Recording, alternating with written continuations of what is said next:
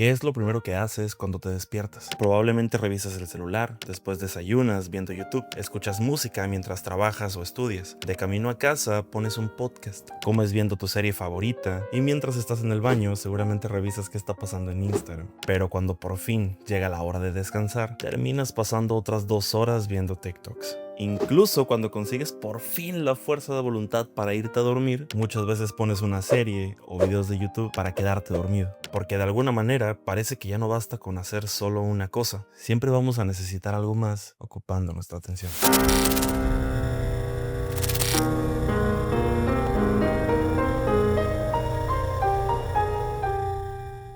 ¿No sienten que últimamente es imposible desconectarse? Y no me refiero solamente a que tengamos más trabajo o más responsabilidades. Me refiero a que incluso cuando no estamos haciendo nada, seguimos ocupados. Siempre hay algo que ver, escuchar o consumir. Constantemente hay algo reclamando nuestra atención. Y cada vez es más difícil recordar cuándo fue la última vez que simplemente estuvimos presentes en el mundo. Sin música, ni videos, ni notificaciones, ni una segunda pantalla. Solo nosotros y el momento que estábamos viviendo. Porque si somos honestos, la mayoría de nosotros no recuerda cómo es vivir sin todo eso. Todas esas cosas que hacemos diariamente tienen algo en común. Son estímulos, información, imágenes, sonidos, contenido compitiendo constantemente por nuestra atención. Y cuando nuestra mente recibe más estímulos de los que puede procesar de manera natural, aparece algo que los psicólogos suelen llamar sobreestimulación. Un estado donde estamos expuestos a tanta información tan constantemente que nuestro cerebro apenas tiene tiempo para descansar, reflexionar o simplemente estar presente.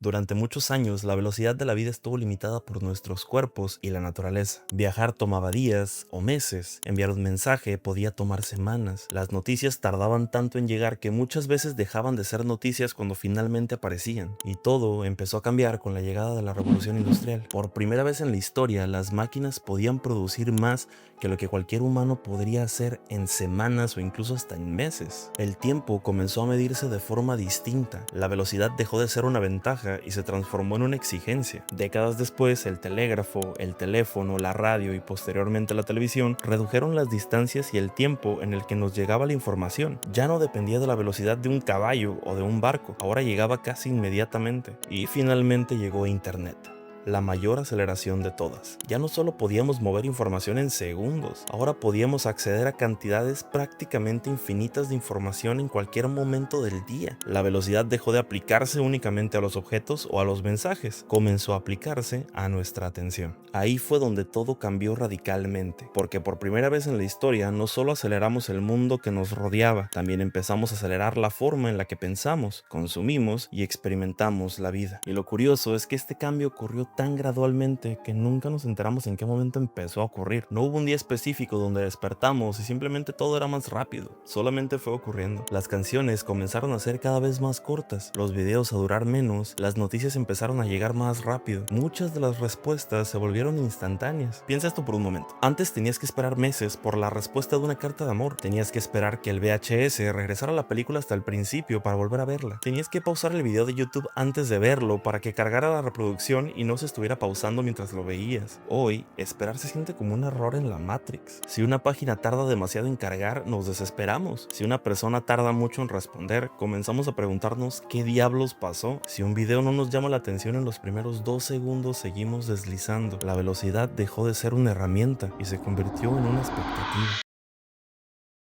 Normalmente hablamos de redes sociales como si fueran simples aplicaciones, pero en realidad son parte de algo muchísimo más grande. Vivimos en lo que muchos expertos llaman la economía de atención. Una economía donde el recurso más valioso ya no es el petróleo o el oro, es tu atención. Cada segundo que pasas mirando una pantalla tiene un valor y miles de empresas compiten diariamente por conseguirlo. TikTok, Instagram, YouTube, Netflix, Spotify, todas compiten por lo mismo: tu tiempo, tu mirada, tu atención. Y esto no ocurre por accidente. Las plataformas modernas están diseñadas para reducir al mínimo las oportunidades de que te vayas. Por eso existe el scroll infinito, la reproducción automática. Los algoritmos aprenden constantemente qué cosas capturan mejor tu interés. El modelo de negocio depende de mantenerte ahí el mayor tiempo posible. Mientras más tiempo permanezcas dentro de una plataforma, más rentable te vuelves. Y eso cambia completamente la manera en la que se diseña el mundo digital, porque no solo cambió Internet, cambió la cultura, la música, las películas, los medios de comunicación, todo. Hace poco, Matt Damon comentó que dentro de algunas plataformas de streaming se ha llegado a plantear la idea de incluir escenas impactantes durante los primeros minutos de una película y repetir ciertos elementos de la trama varias veces, porque asumen que una parte de la audiencia está viendo la película mientras está revisando el celular. Durante la época de la Superliga de Fútbol Europea, el presidente del Real Madrid, Florentino Pérez, dijo: "Los jóvenes ya no están interesados en el fútbol. Si los jóvenes encuentran los partidos demasiado largos, quizás sea porque no son suficientemente interesantes". El siempre polémico Gerard Piqué dijo que una de las razones por las que creó la Kings League fue ver a sus hijos mirando un partido de fútbol y después de 10 minutos estaban en sus teléfonos, viendo otras cosas al mismo tiempo. Y sin ir más lejos, hay canciones que probablemente conoces perfectamente. Sabes el coro, sabes el trend de TikTok,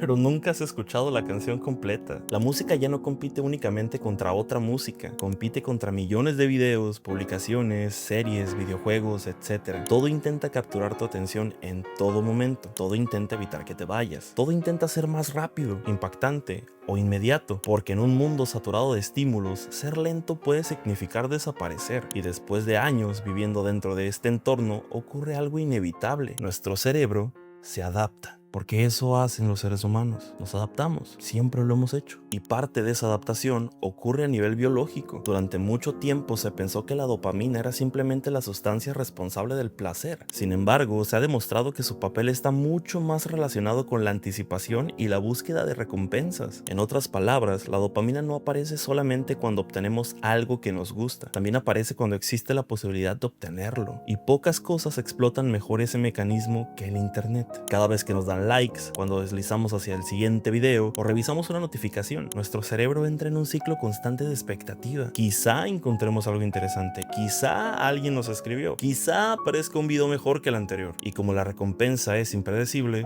seguimos buscando una y otra vez, porque estamos interactuando con sistemas diseñados para aprovechar mecanismos que forman parte de la propia naturaleza humana. El problema es cuando el cerebro se acostumbra a recibir tantos estímulos constantemente que ya lo normal comienza a sentirse insuficiente. Un libro parece muy extenso, una clase se vuelve eterna, una conversación parece muy lenta. O me vas a decir que nunca has puesto un audio de WhatsApp en 1.5 porque piensas que la persona habla muy lento. ¿Cuándo fue la última vez que viste una película en tu casa sin revisar el celular? ¿Cuándo fue la última vez que te subiste a un taxi sin escuchar música o un podcast? ¿Cuándo fue la última vez que comiste sin mirar un video en YouTube? ¿Cuándo fue la última vez que tuviste una conversación con alguien donde nadie levantó su celular al escuchar una notificación?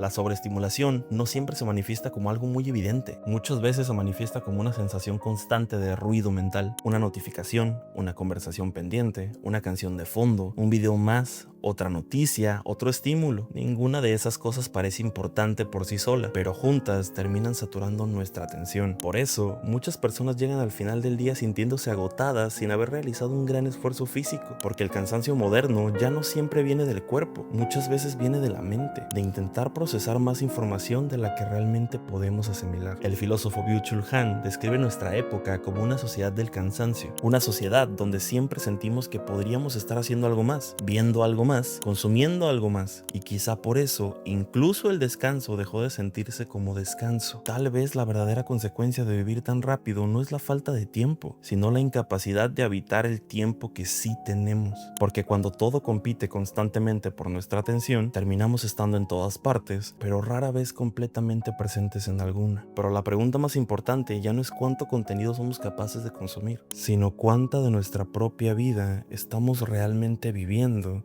mientras eso sucede.